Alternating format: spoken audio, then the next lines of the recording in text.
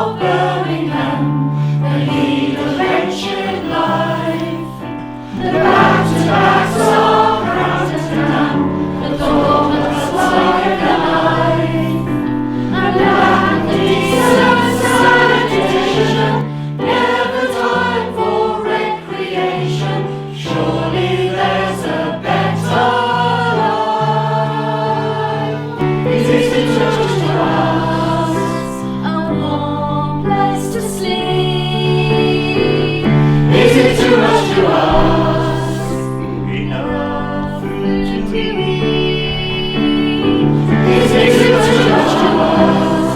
Some struggles without walls, some shows to trees to keep the winds and a place that you hold. In the slums and shadows of Birmingham, it's every day. The parents sweat to make them drink their waters away. The children have education, wash the streets in the spacious, surely there's a better. Is it too much to ask?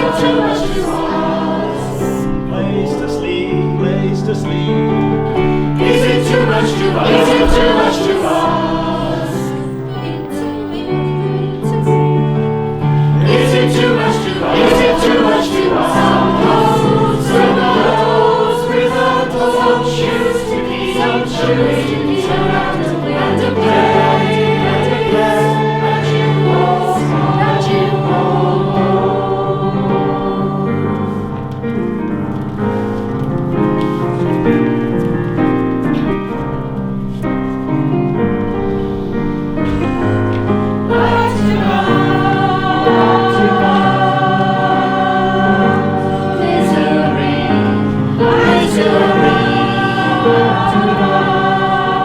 survival, back to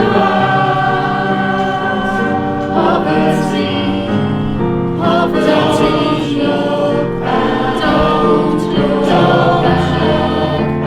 don't look back, don't look back, don't fall down. Isn't too much to ask, isn't too much to ask. Place to sleep, place to sleep. Isn't too much to ask, isn't too much to ask. Food to eat, food to eat. Isn't too much to ask, it's not too much to ask. Without all some clothes, some shirts to keep, some wings, some shoes to keep, and a place that you hold.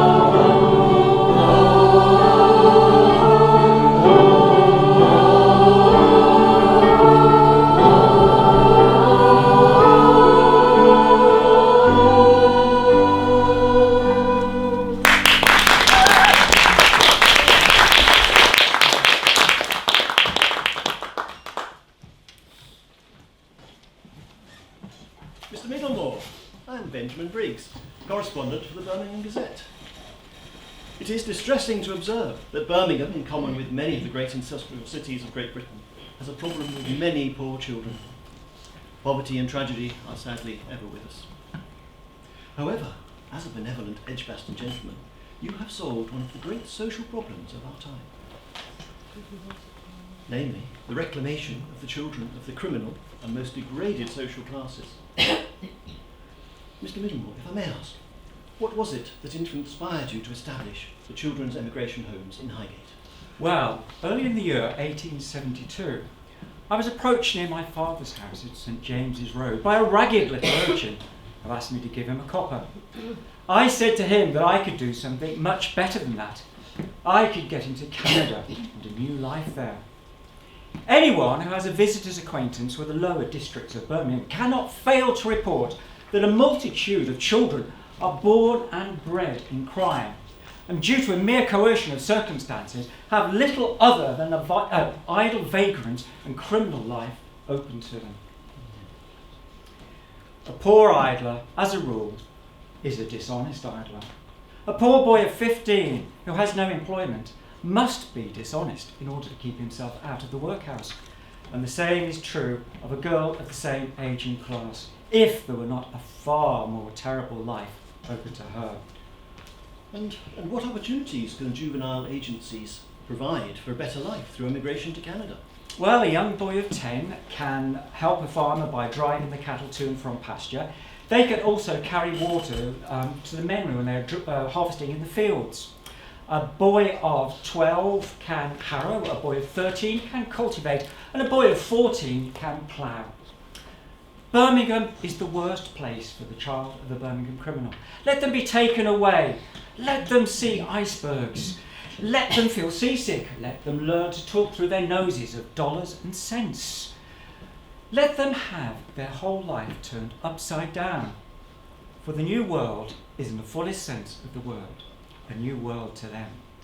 Indeed, your institution has enabled the rescue from the gutter, or more frequently from the haunts of vice, dishonesty, debauchery, filth and ignorance, no fewer than 400 incipient criminals. Your venture has attracted wide support from the people of Birmingham, and if I may add, a moral education, regular employment, and healthy air will be a blessing as these children start their new life in the sunlit prairies and virgin forests of Canada. Thank you.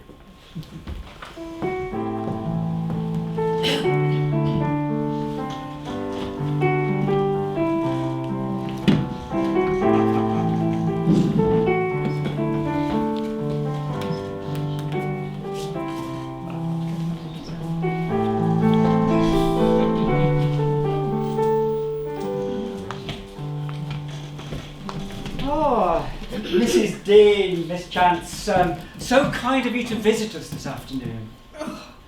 Oh, none of us minds a little hard work in such a good cause, Mr. Middlemore. My church group have been working hard for you.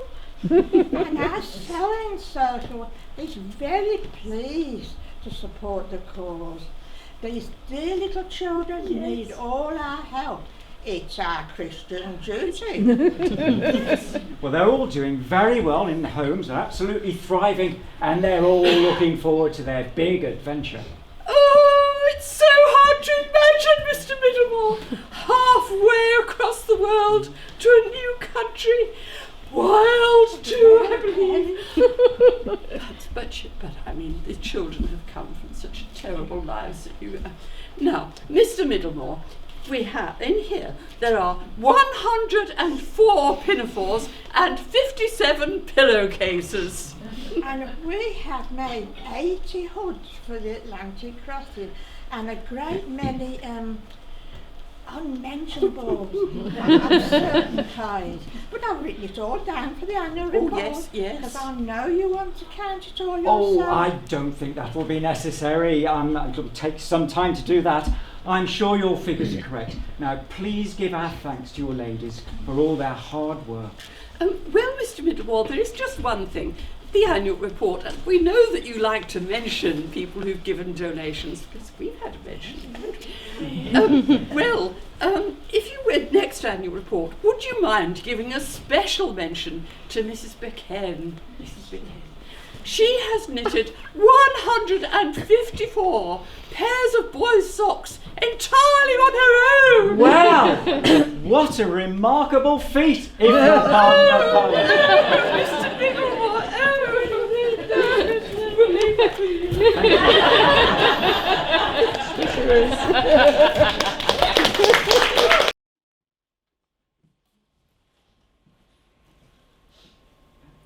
Excuse me, Mrs. Holland, is it? My name is John Middlemore. Two of your boys called at St Luke's Road last night asking for admission. May I come in? Not surprised. You may as well come in, but there's not much left of my home now, as you can see. What has happened? My husband's what happened. He abandoned me 7 months ago, leaving me here with 5 children. And then he comes back, but there's a warrant out for his arrest for neglecting his family. He's a drunkard, he is. My goodness, how are you managing? I do a fair bit of washing and cleaning. I have a fair bit of washing at home as well, bringing about 8 shillings a week, and my 2 eldest boys, well, they bring in about 10 shillings a week. Well, that's not enough to keep body and soul together. Well, as you can see, we have pawned and sold nearly everything we own, but then the bailiffs came. We only owed 2 weeks' rent, but the landlord called them and they took the rest of the furniture. And how are the children? Well, my eldest daughter, she's married, so... But there's still 4 of them with me under here. Amelia, she's only 8, and Ernest, my youngest, he's only 6. It was Oscar and Alfred who called round on us. It's Oscar and Alfred I'm most worried about. It breaks my heart, Mr. Middlemore. They're wearing rags. Their shoes are tied together with string, and they're good boys. They are, Mr. Middlemore, but they're just coming in with bad company. They stopped out the last 2 nights somewhere in Crete. Well, would you like us to take them into the homes? We could send them to Canada and they could have a better life there. I believe a cousin of theirs came through last year. I don't know what other choice there is. It's the workhouse for me, and I don't want the same for them. When will they leave for Canada? Well, we've just sent one party, so it wouldn't be until next year. Probably May. You could visit them until they leave. I just want what's best for them. We all want what's best for them. Shall I take them now? My name is Fanny Orcock, and I'm the matron at one of the homes Mr. Middlemore ran for the homeless and orphaned children, and those whose families could not afford to take care of them. I have seen some awful sights in my life, but never before had my heart broken at the sight of the children that came into the home. To think of these poor souls having to fend for themselves by begging and stealing and trying to find shelter in all weathers is incomprehensible.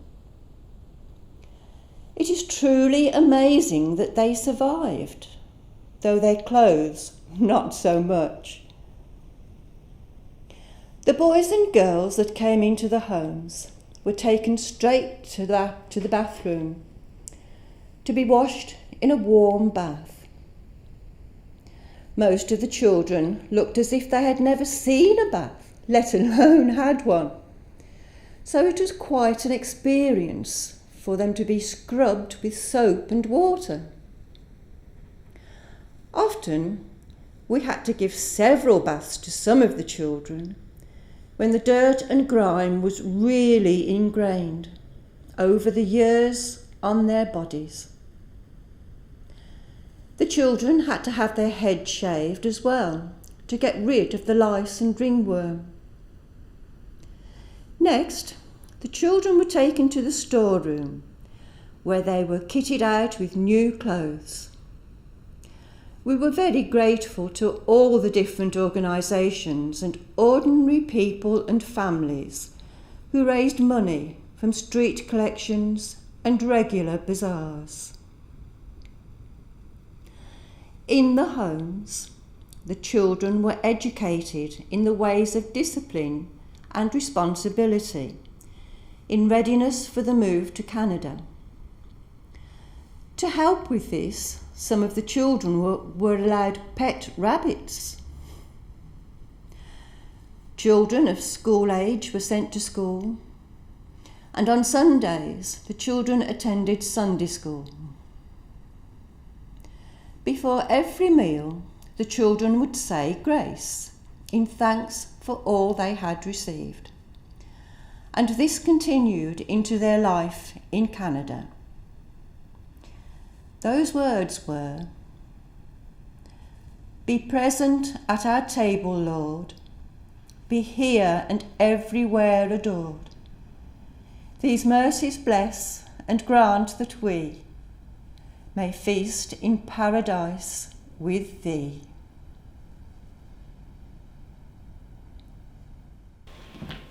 Generally, we took one party of children a year. To start with, this was about 20, but gradually it grew to become 150. The journey took about 2 weeks.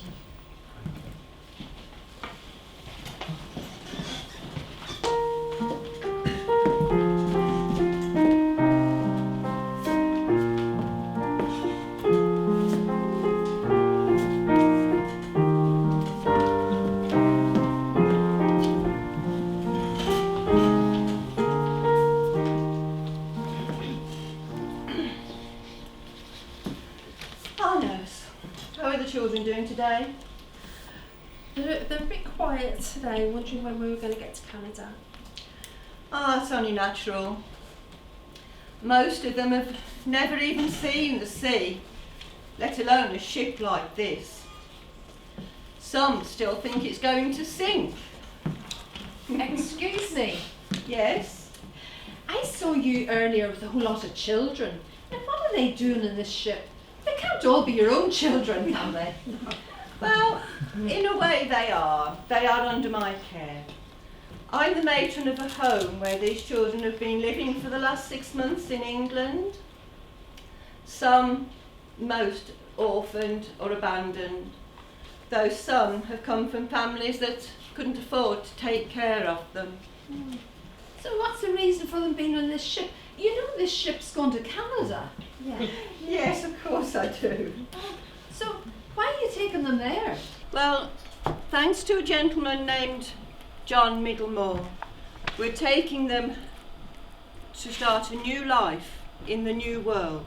Oh, had enough of them, have you? You're farming them off to some other country, I shouldn't wonder. Slave labour, eh? No, these children are going to be placed with families who will look after them and give them a good life. Oh, so the Canadian government's paying for their education as well. Have you run out of workhouses and orphanages at home? Is that what it is? No, not quite. These children are going to be given homes by families that have agreed to look after them and give them a good life. I haven't seen them up on deck very much. There's nothing wrong with them, is there? Oh, good Lord, no. It's just that they're seasick. Some of them very much so.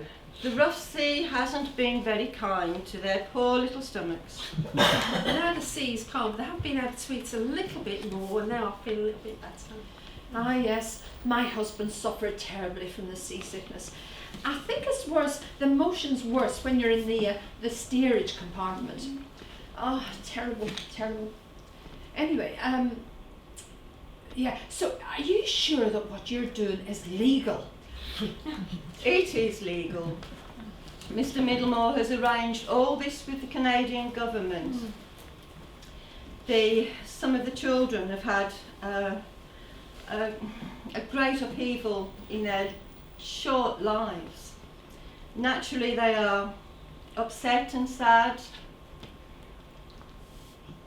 but there is nothing illegal going on. I can tell you, it's equally as hard for those who have been left behind. Yeah. Oh, it's difficult times for everybody, isn't it? Difficult times for everybody. It's very hard when you have to leave what you've been used to and start afresh in a new country. Sounds like you're speaking from experience. Well, you could say that. But I'm lucky because we've got family, friends and relations in Canada. So many of our Irish people moved there after the potato famine. That was a terrible curse in our country, so it was. Oh, I'm sure it was. Ah, well, things can't stay the same forever.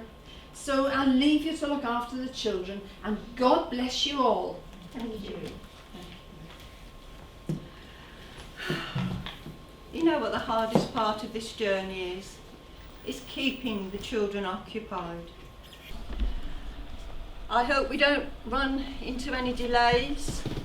The last journey got held up by icebergs. Well, hopefully we won't bump into any icebergs this time.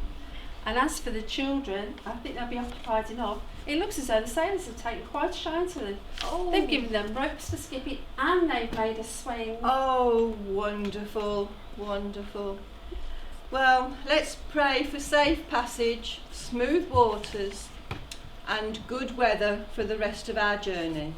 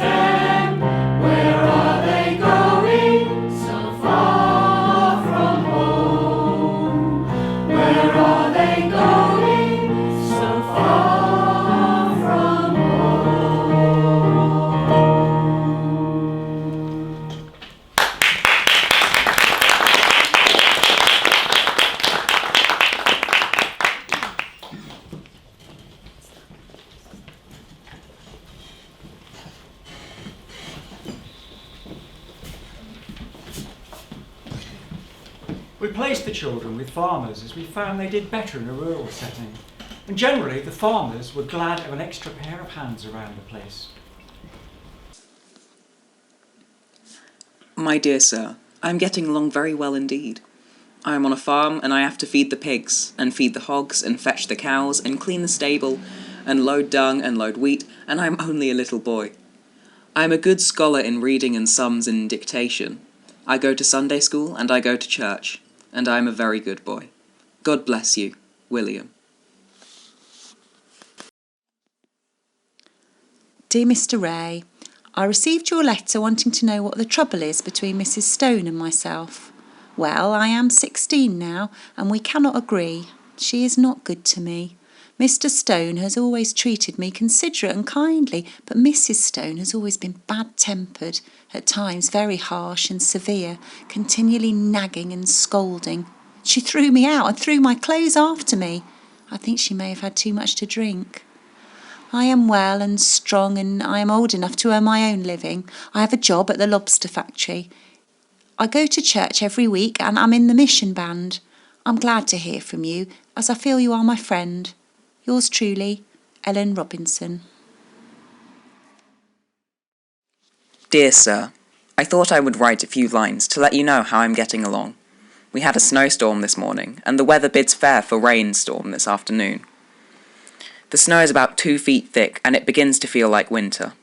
The river is frozen over, and the ice will allow a pair of horses when loaded. There was a good deal of skating this year. Mr. and Mrs. Blaney are kind to me and treat me well. Wishing you all the happiness, I remain yours, truly, Oscar Holland.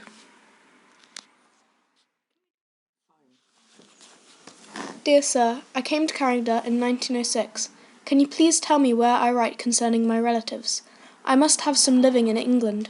I wish to get in touch with them and write to them, if they care to write to me. I remain yours sincerely, Amy French.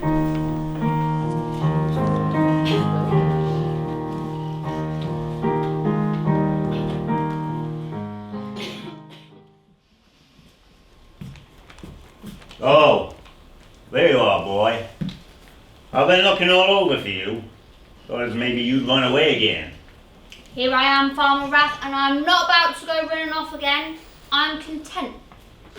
Well, I'm glad to hear that. Glad to see you settling in at last. Anyway, I got 2 things I want to say to you. And what are those 2 things, Farmer Rath? Number 1, you've been smoking again. I won't tell a lie, Farmer Rath. I have been. But I'm 14 now, and all the boys my age smoke, so... Not on my farm, they don't. It ain't good for you no matter what they say. It ain't manly, and it ain't righteous. Makes you look like a no-good layabout. And besides, you could burn down my barn with those cigarettes. I want you to take a good listen to what I'm saying to you, son. I will, Farmer Rath. Okay. Now, what was the second thing?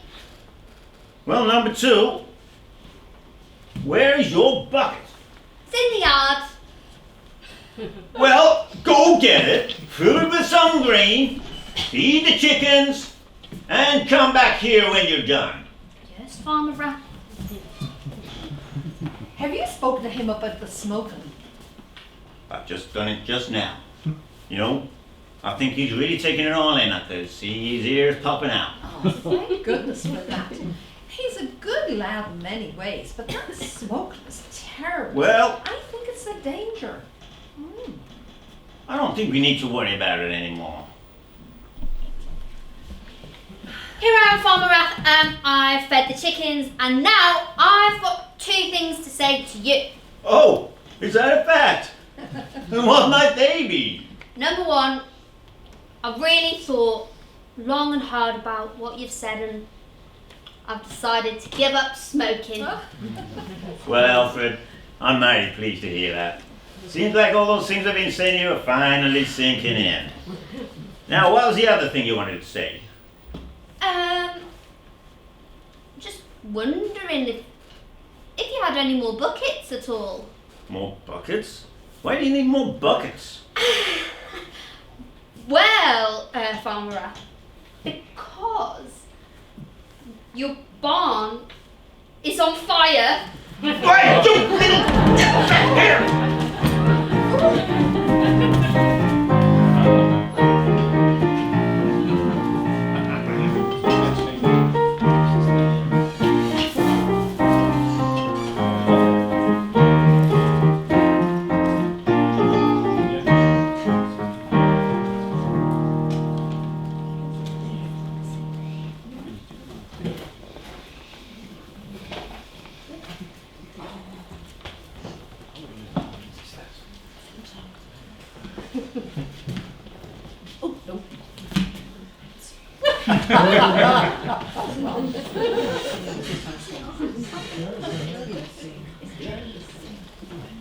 Order, order. What an audience. I'm Ed Shepherd, editor of the Toronto Globe. And I call this house, or hoose, to order. This meeting's concerned with the evil plague of assisted emigration, the immigration of paupers, the settlement of poor children, poor health, poor morals, bringing disease, a criminal spirit, and social degradation to our proud country. Sir, if I may, I represent the Eugenic Society of Canada, and we are well aware of the dangers of unlimited immigration. I propose that we limit numbers by medical inspection at the ports, and the diseased, feeble-minded and illiterate should be sent back to their countries of origin. Good point. Well spoken. Canada wants increased population, but we cannot thank the people of Great Britain for sending the inmates of its prisons and poorhouses to our shores. The criminal, the diseased, the pauperised are not wanted. See, these imported paupers, they're a plague upon the moral life of our community. They are infecting our society, this evil element. Well said, a true patriot. Yes. We have more than enough of these classes already. These street urchins are the offspring of diseased parents. And spread disease. Consumption is common. We must ask ourselves, are these the type of people born in the gutter who we would wish to breed with our own children? I am Dr. Way from Toronto. And I have a great deal to do with bringing children into this country this way, particularly from the expanding cities of London and Birmingham. And I have yet to see any signs of the social degeneration and illnesses that you mentioned. Looking. Well, I know many of these children, home children. They are growing up to be active young men and young women. There is no sign of disease, and they are becoming hard-working, honest, responsible citizens of this country of Canada. Now look, these emigration societies call themselves philanthropists, but they're nothing but can-rattling do-gooders, and what's more, they are profiting from child immigration. Profiting! No. Truly spoken, madam, like a true Canadian patriot. These orphans are a burden on hard-working, true-born Canadians. We must ask ourselves, and our politicians, how we will get quit of this underclass. Once they're established in our land, they'll take full possession of our country. Hear me out. Canada is a strong and healthy nation. We need to stop this wave of inferior classes, bringing a plague of bad blood, spreading through our land. Canada needs to stop pauper immigration now. Yes, now. We at first received a warm welcome in London, Ontario, and we established a receiving home there for the children. But gradually the climate of opinion turned against assisted child migration, and there were those unjustified protests. So we turned our attention to the maritime provinces, Nova Scotia, Prince Edward Island, New Brunswick, and we established another receiving home there in Halifax. And we were fortunate to appoint as manager a Mr. William Ray, who we'd taken to Canada when he was a boy. My name is William Shaw Ray. I'm a former Middlemore boy, and together with my younger brother Frank, emigrated to Canada. He in 1889 and me in 1890. Our parents had died quite young, and we then lived with our grandparents for a few years. However, by the time I was 12 or 13, they were quite old and were having difficulty looking after us. So they felt they had no option but to send us both to the Middlemore homes. Not long afterwards, in 1889, when he was about 9 years old, Frank left for Canada to start a new life. Our grandparents signed the necessary agreements, and he was soon on his way. I missed him terribly. We managed to buy 2 adjoining farms in 1899 and shared the one team of horses to farm 160 acres.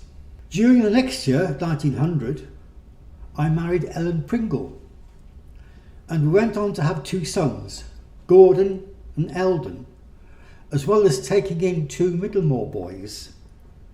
Eventually, we sold the farms, and both Frank and I became insurance agents. Me for just under 2 years, and Frank for his working life. He was eventually appointed head office inspector for the province of Ontario in the Metropolitan Life Insurance Company, a position which he kept for 12 years. I resigned my position in the insurance company to accept Middlemore's offer to become Home Superintendent at Halifax with my wife as matron. We thoroughly enjoyed our work at Halifax, and in true Middlemore tradition, we instilled in the children strong Christian principles. Alan, you know we're going to see another journalist today. Now, they keep looking for horrible worse stories. Oh, yes. Now, so we've got to be careful in what we say. Yes, William. Yes, I see. Yes. So, not too much information. But we have to be honest, William. Well, I'm not saying that we cover anything up, but what I want to do is to emphasise the success stories. Yes, William. Yes, I see. I see. Excuse me. Oh, good afternoon. Ed Shepherd, Toronto Globe. I'm delighted you've agreed to be interviewed, Mr. Ray. I'd like to ask about your role at the Halifax Receiving Home. I believe it is part of the Middlemore scheme. Yes, well, yes, indeed. I'm the manager there, and this is my wife Ellen, who is matron. So maybe you could help inform our readers and explain how the children are allocated to the farms. Well, we advertise for families willing to take children, but the work involved in sorting out the applications is tremendously hard. And when the children first arrive, they usually come to the homes in Halifax first, until they get settled with their families. Yeah. How do you know that the placements are suitable? Well, they're all suggested and recommended by the local minister. And they have an inspection visit once a year. Once a year? Cannot believe that is sufficient. How do you know they might be ill-treated? Well, the children are so scattered that it takes great long journeys to go to see them, starting often by train and ending up by horse and buggy. But if the children are unhappy, we send them home, back to England. And the farmers themselves send the children back sometimes. And what happens to them then? Well, we find them new placements. I mean, actually, one girl we had went to 8 different families. How many? Well, I've heard a lot about unsatisfactory children. What are the main problems? Well, most of them thrive and do successful lives, and many of them stay here. And some boys actually run away, but they do come back, and they seem to get on quite well. And there's a few sickly children sometimes. Yes. True. With the sickly children, we send them back to England. Yes, and there's the pregnant girls. Pregnant girls? What happens to them? I don't think we need to go into this. I'm sure your readers don't want to know about those poor unfortunate girls. I think they certainly would. No. I can't deal with this. I don't think we should deal with this. Mrs. Ray? Well, a few of the girls do manage to keep their babies, but most of them are given to the Salvation Army for adoption, and it's so sad. Well, you know what these young girls are like. They lead the men on. It's their fault, really. Well, not really. The girls tell me they often have little choice in the matter. And anyway, there has to be a man involved somewhere, doesn't there? Well, see, that's all very interesting. So you're saying it's the men's fault? Well, I mean, some of the girls tell me that it might be the farmer's son or the hired man who got them pregnant, and we're supposed to get them to pay something towards the costs. Well, that's like getting blood out of a stone. I mean, they usually completely deny responsibility. That's all very interesting. Yeah, but these cases are very few and far between. Most of the girls settle down, they get married. Yes. And in fact, a lot of the boys now have their own farms. Yes. And they're having their own families too, and they're growing up into fine Canadian citizens. Well said, William, well said. Please put that in your paper. Yes, put that in your paper, Mr. Shepherd.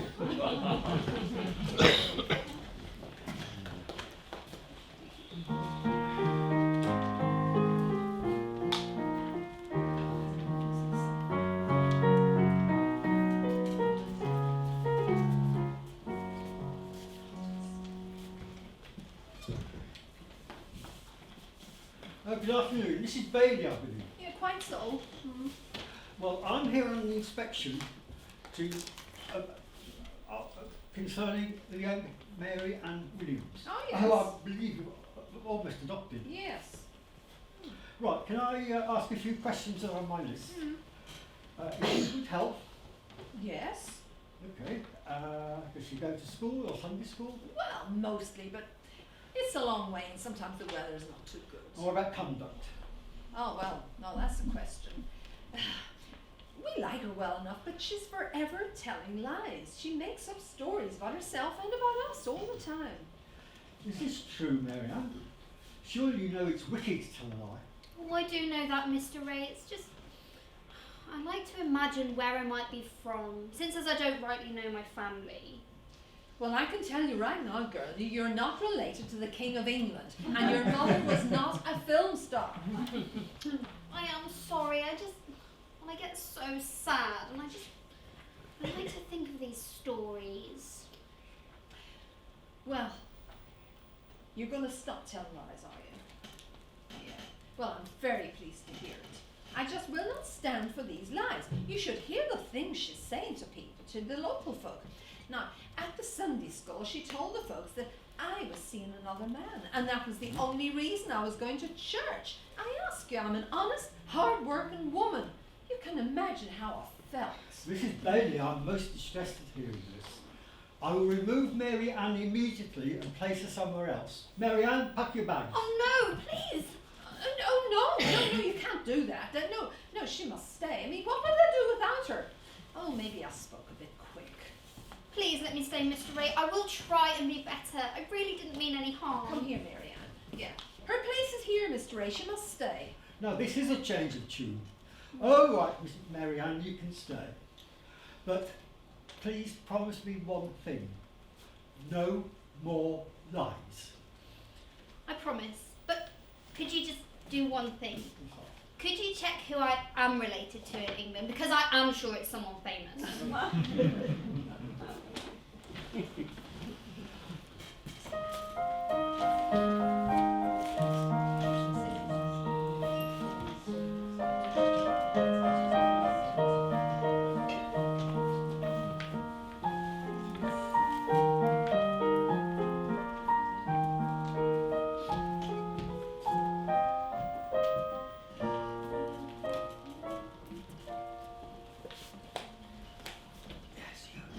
Hello, Fiona.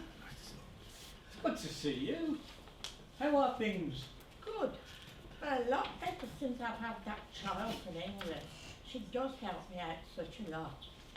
Well, lucky you.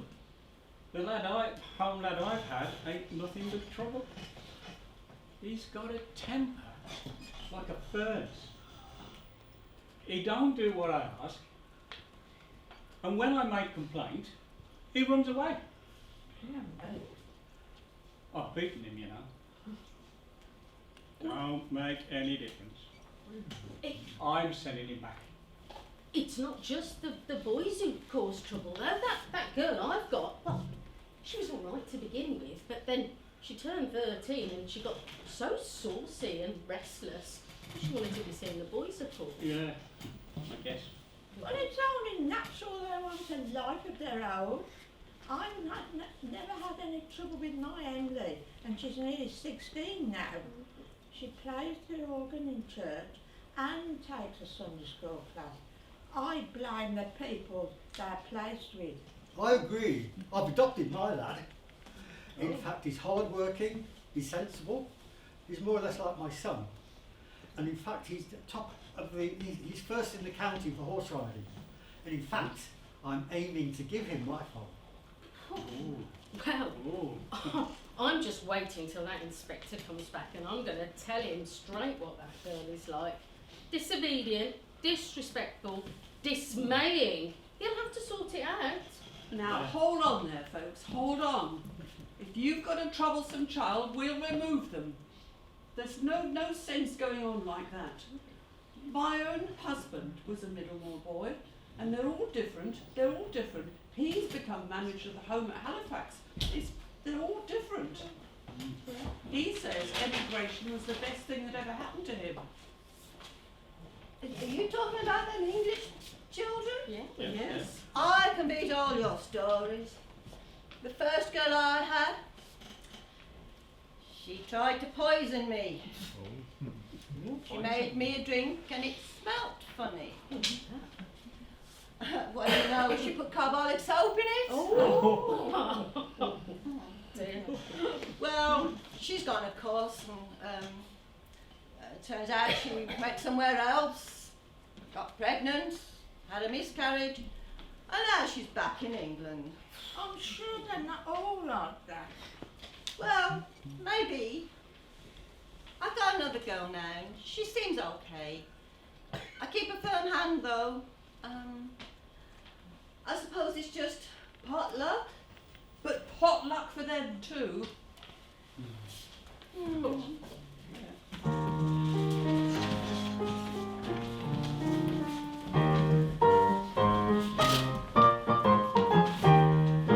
If you feed them well enough, they're never going to shirk. And if you give them time to play, they won't resent their work. But if you beat them out or rough, they'll get you back someday. Might even burn your bonds down, or try to run away, run away. 'Cause some are good as gold, and some just won't be told. It's the same all over the world. From Birmingham to Canada, from Erdington to Alberta, some good as gold, some won't be told. It's the same all over the world. Give them love, they'll love you back, although they'll miss their homes. Remember, they're just little children in a land unknown. But when they reach their teenage years, just watch them like a hawk. 'Cause if your girl's in the family way, it's time for her to walk, time to walk.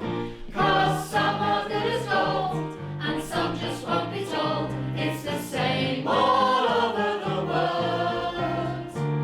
From Birmingham to Canada, from Erdington to Alberta, some good as gold, some won't be told. It's the same all over the world.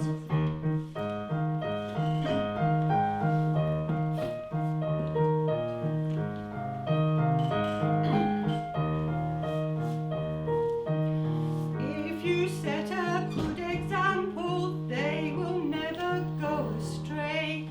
All my wards are little angels, that is all I'm going to say. Well, really, Mrs. Jenkinson, I wish I could agree. But which of your young angels put that poison in your tea? In your tea. 'Cause some are good as gold, and some just won't be told. It's the same all over the world. From Birmingham to Canada, from Erdington to Alberta, some good as gold, some won't be told. It's the same. From Birmingham to Canada, from Erdington to Alberta, some good as gold, some won't be told. It's the same all over the world.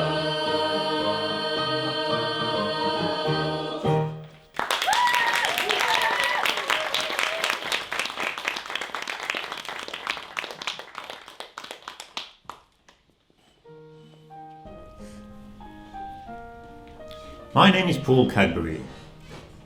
I took over the leadership of the homes when Sir John Middlemore died a few years ago. Our first homes in St Luke's Road were purpose-built, but we outgrew them within around 20 years. They were in a crowded and densely populated area.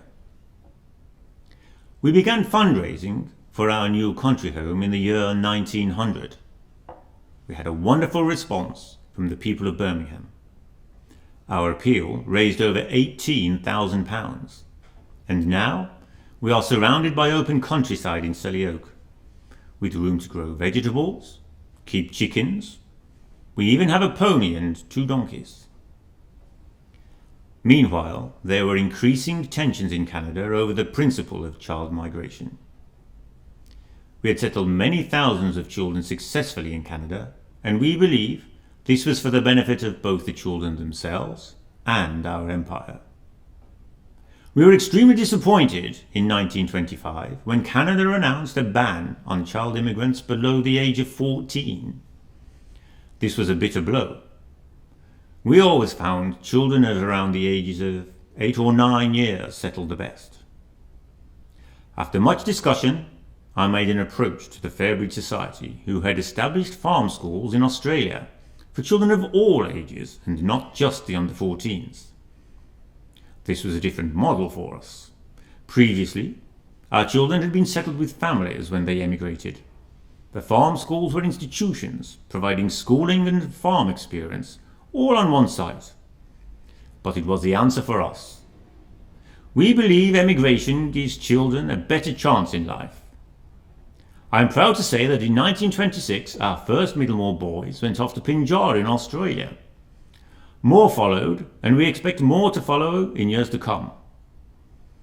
It was a great joy to us when Fairbridge succeeded in opening the Prince of Wales Farm School in British Columbia in Canada this year, 1935. This has been approved by the Canadian authorities, so we are now able to send some of our children there. I believe it is a marvellous opportunity for them. Thank you.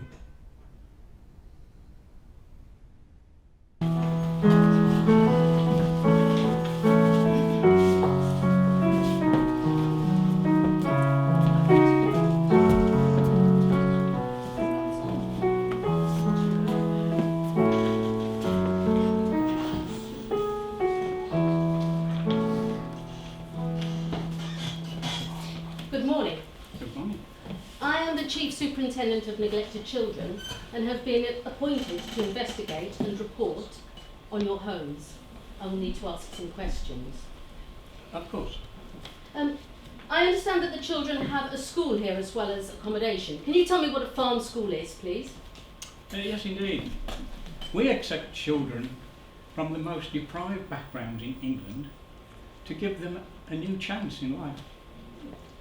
We have a school here on site, and the children help to run the farm as well. All their needs are catered for. They live in cottages of about 15 children, each with a cottage mother. Miss Choke, Miss Blake, and Miss Welsh are here to speak to you. Good. Miss Choke, are the children happy? Well, on the whole, they're well behaved, but of course they have their duties there in the house and on the farm. But I find that they do respond to a fair set of rules. But then, all children are naughty, aren't they? Well, my house is a happy home. My children are developing well and there are no issues. I am, however, concerned with stories about the harsh treatment of children in the other homes. And you, Miss Walsh, could you tell me your experience? Well, my boys are really unruly. They never give me a moment's peace. They only respond to punishment and a firm hand. I have some that are bedwetters, but I have my methods to discourage that. Mr. Gray? Creates more washing. But that's, what can you expect when you know where they come from? Mr. Gray, sorry, why is such a different picture presented here? We believe in giving the cottage mothers a free hand. It's more like living with real families. And do brothers and sisters see each other? Oh, we have to keep the boys and girls separate for obvious reasons. And do you require cottage mothers to have training and education about child rearing methods? Well, yes, but we have a lot of trouble with recruitment, and sometimes we have to settle for less qualified staff. Okay, so who can the children turn to if they are unhappy? The cottage mothers, of course. Oh, I see. I think these children need more love and understanding. They have already lost their birth families and indeed their siblings. We have heard reports that some of the children are badly treated. I will need to conduct some more interviews.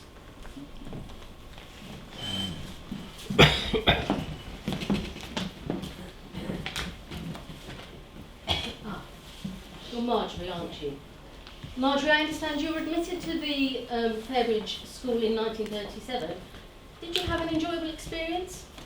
Well, I arrived there just after my 11th birthday, and I have to say the Fairbridge years were the most miserable of my life. We were ruled by bells, and rules governed our lives. Oh dear. What stands out in your memory? Leaving my family behind was the worst. My eldest sister stayed back in England. My younger brother came over, but he had to go to the boys' cottage separate from me, and he was bullied. When my younger sister Audrey came over, they wouldn't let me look after her. One night, while she was crying, I went to comfort her, but I got into such big trouble with our extra chores in the farm and the cottages. Oh dear, I'm sorry to hear that. What was the food like? Boring. Porridge every day, while the cottage mother would sit at the same table with us with eggs and bacon. Thank you, Marjorie. My report. The children are much too isolated within this institution, not being able to mingle with ordinary Canadian families. The cottage mothers have too much power over the younger children, who they discipline as they please.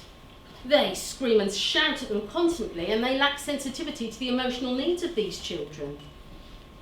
The present standard of food and clothing should be improved, but above all, it is a necessity to employ trained and experienced staff.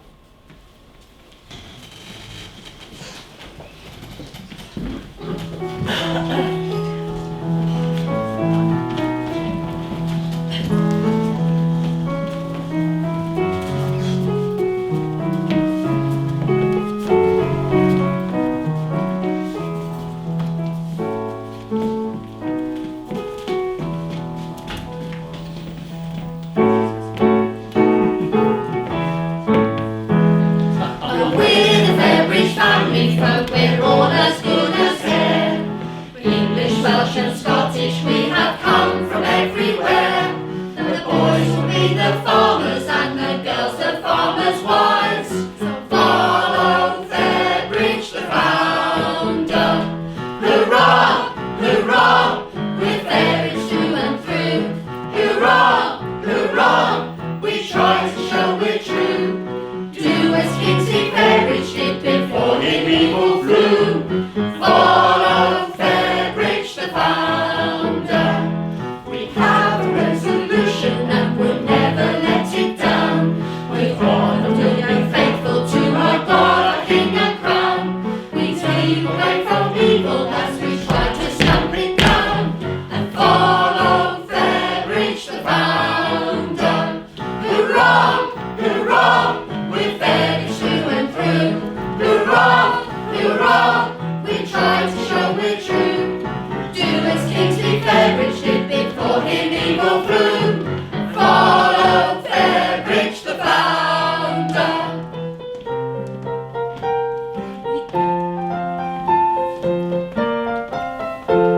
We try to learn the bush house and we open eye and ear.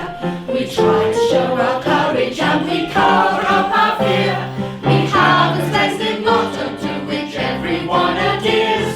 And follow Fairbridge the founder. Hurrah, hurrah, with Fairbridge through and through. Hurrah, hurrah, we try to show we're true. Do as Kingsley Fairbridge did before him evil flew. And follow Fairbridge the founder. Follow Fairbridge the founder.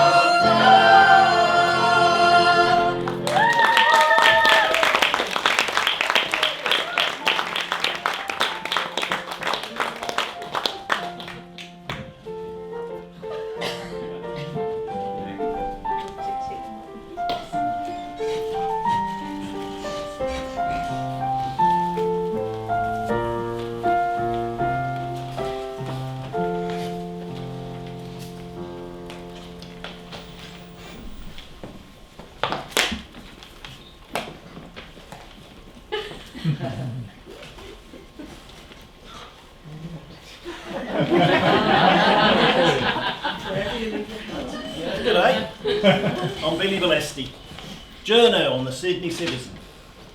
Now I've got some information I'd like to share with you. First, the good news. In 1926, the authorities and the children's homes stopped sending poor and destitute children to Canada. But they decided to send them to Oz instead, loading up on ships, thousands of them. Now I say things as I see them. And as I see it, it's the great advantage of Great Britain to rid itself of its population of homeless children. First they send us their convicts, and then they send us their sprogs. That's what the Empire means to them limeys. Thanks, mate, just send us your trash. No one with two eyes in their head will claim these backstreet kids as desirable citizens, living in farms in the outback, with more than a few rumours of unsavoury shenanigans. What use are they? A blooming blight to the country, as much use as a kangaroo with a wooden leg. As I see it, there is one solution. That's to keep the bloody English out of Australia.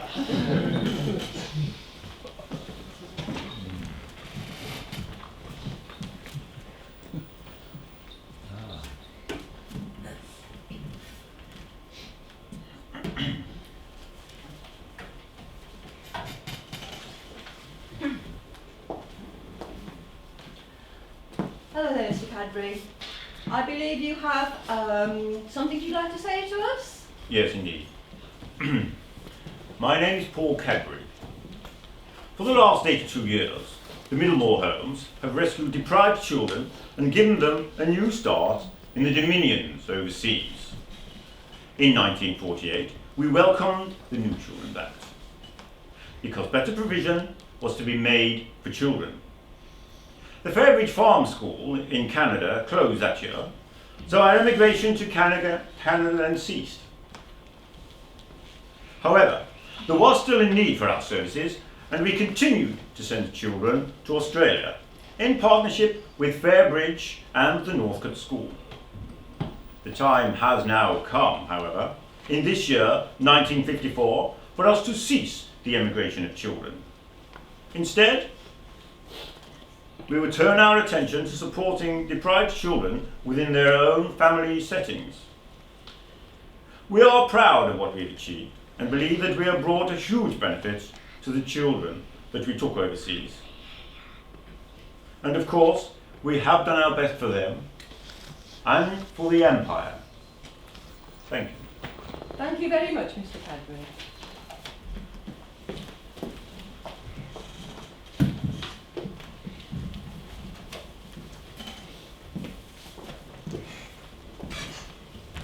In 2010, Gordon Brown issued the following apology.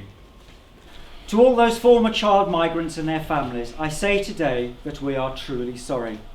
They were let down. We are truly sorry they were allowed to be sent away at the time when they were most vulnerable.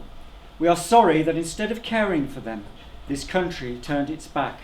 And we are sorry that the voices of these children were not always heard and their cries for help not always heeded.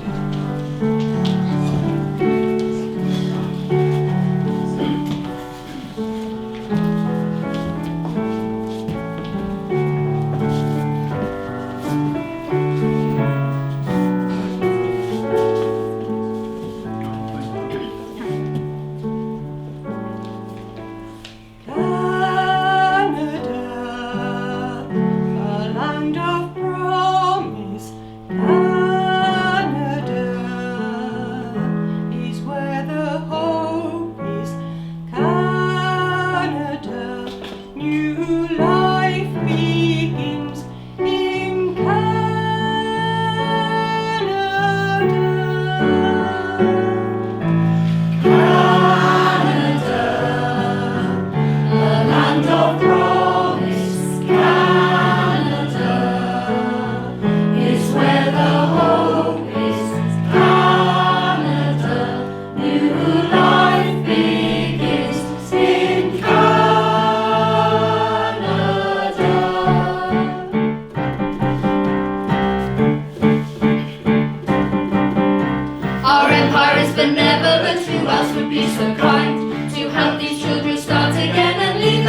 behind. What makes you think they're wanted here, the dregs of England's poor? Why should we support the ones who've ousted from your door? Opinion is divided, truth is double-sided. What is wrong and what is right? If only life were black and white.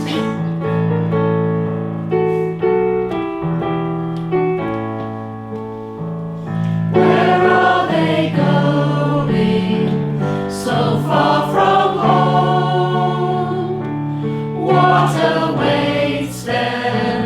A fate unknown. Who will meet them? What will greet them? Where are they going? So far from home.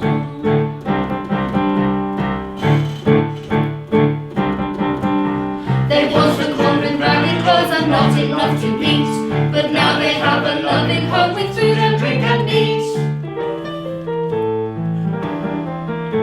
But families are torn apart, identities are lost, unsettled and uprooted. Is it really worth the cost? Opinion is divided, truth is double-sided. What is wrong and what is right? If only life were black and white.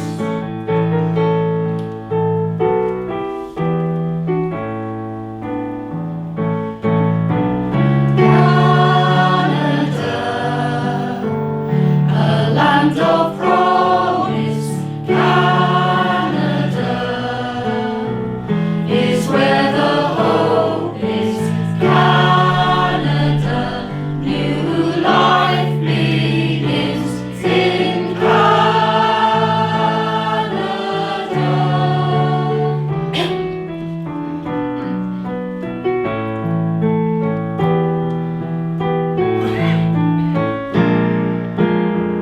Where are they, Canada? So far from home, land of promise awaits. Canada, the fate unknown is where the home will meet. Canada, what will life take in? Where are they going?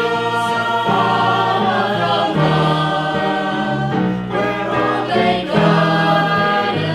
So far from home. Land of promise awaits. Canada, the fate unknown is where the home will meet. Canada, what will life take in? Where are they going? So far from home. Where are they going? So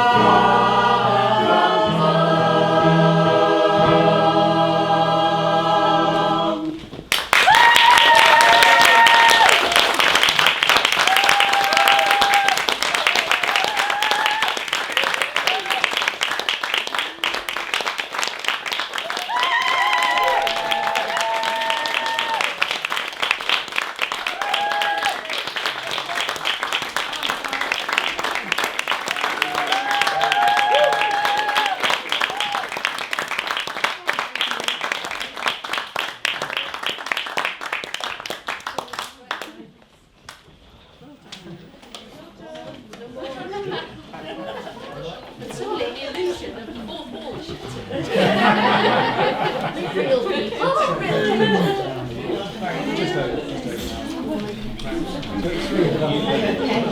people.